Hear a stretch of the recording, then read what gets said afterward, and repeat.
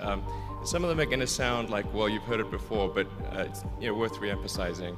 I think the first is you need to work, depending upon how well you want to do, and particularly if you're starting a company, you need to work super hard. So what does super hard mean? Well, when my brother and I were starting our first company, instead of getting an apartment, we just rented a small office and we slept on the couch.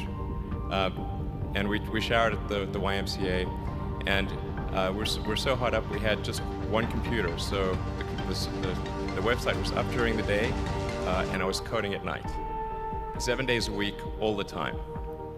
And I sort of briefly had a girlfriend in that period, and in order to be with me, she had to sleep in the office. So work hard, like every waking hour. That's the thing I would say particularly if you're starting a company. And if you do simple math, you say like, okay, if somebody else is working 50 hours and you're working 100, you'll get twice as much done in the course of a year as the other company.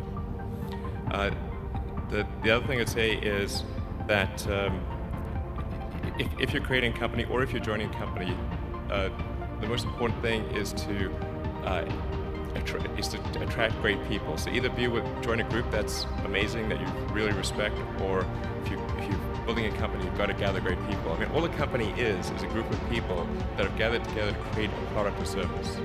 And so depending upon how talented and hardworking that group is, and the degree to which they're focused cohesively in a good direction, that will determine the success of the company. So do everything you can to gather great people if you're creating a company. Then I'd say focus on signal over noise. A lot of companies get confused. They spend money on things that don't actually make the product better. So, for example, at Tesla, we've never spent any money on advertising.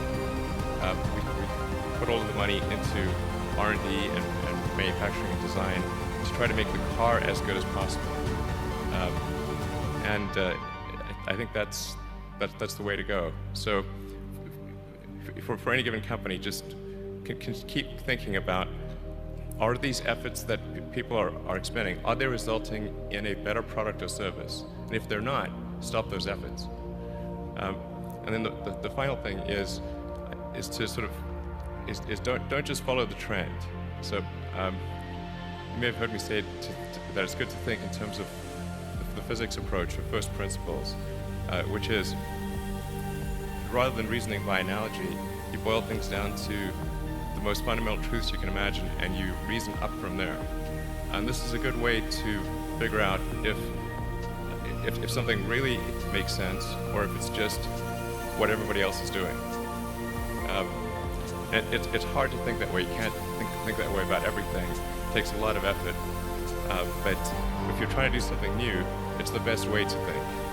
And that framework was developed by physicists to figure out counterintuitive things like quantum mechanics. So it's really a powerful method. Anyway, so that's, and then I think that the final thing I would encourage you to do is, now is the time to take risk. As you get older, your obligations increase. So and once you have a family, you start taking risk not just for yourself, but for your family as well. It gets much harder to do things that might not work out.